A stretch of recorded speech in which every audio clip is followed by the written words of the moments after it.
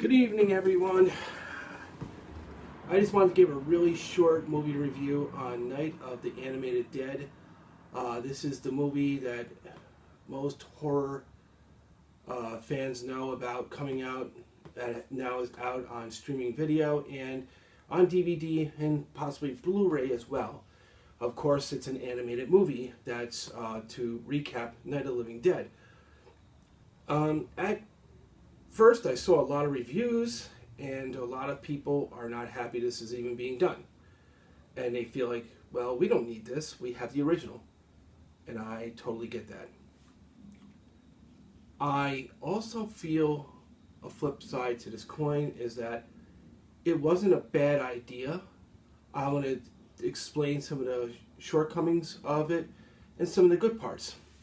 Alright, so let's get right down to the bare bones of it. Here's the thing. Everyone's complaining about how the animation is terrible.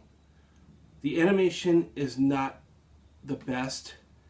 It's kind of even a little subpar in relation to the cartoon called Liberty's Kids. It's kind of an old-fashioned animation, kind of antiquated. And for those who are really into the concept of animated movies, this is probably not for you. If you are a die-hard Night of the Living Dead fan, there are a lot of parts about this you're going to like. It sticks to the storyline really well. It also has a little bit of added gore, of course animated gore, but you know, it's not always so bad depending on if that's what you like. They do try to stay as true to the real or the original film as much as they can. Another downfall is, and you're going to laugh, but it's the intonation of voices. Yes, all of these actors that are doing it are very talented people, and I have no problem with them, but I think they got the inflection and intonation wrong doing all of the characters. Ben, the guy who does Ben, has a nice voice, but the way he uses it is very, very different than the original Dwayne Jones. He has a little bit of a flat tone in his voice. Almost there's like a hint of apologetic in there. Like, you know, when he says like, you know, he's made up his mind.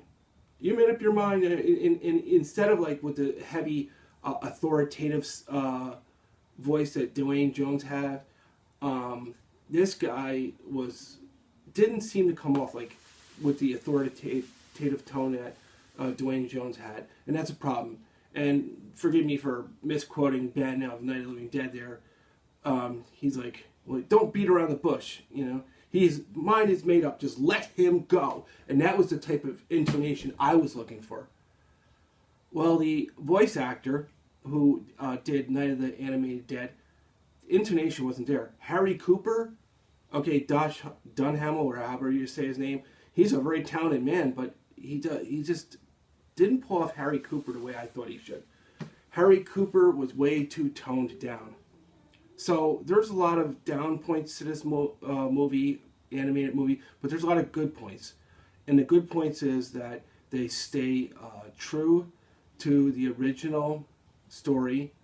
They have some added extra scenes that give more added oomph to the story, which I really did like. And Barbara is not as hysterical or as mentally torn apart as in the original.